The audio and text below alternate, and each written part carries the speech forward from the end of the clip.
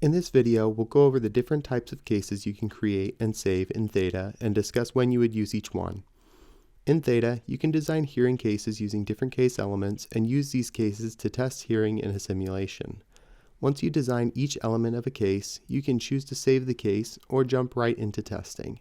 There are two important settings to check before you save a case. The first is whether you want to be a template or a fixed case. A case designed as a template will always have the same general profile, but specific thresholds, images, tympanogram values, etc. will vary slightly every time you complete the case. Template cases can be really useful. You can design a single case and assign it to a course, and each learner will get a different iteration of the same hearing profile. You can also assign a single practice case, and learners can complete the practice over and over again with unique thresholds each time. In a fixed case, the thresholds, images, and so on that you design will be exactly the same every time a user completes the case. Fixed cases can be useful if you have a very specific audiogram in mind, or if you want to make sure that all learners are being assessed equally.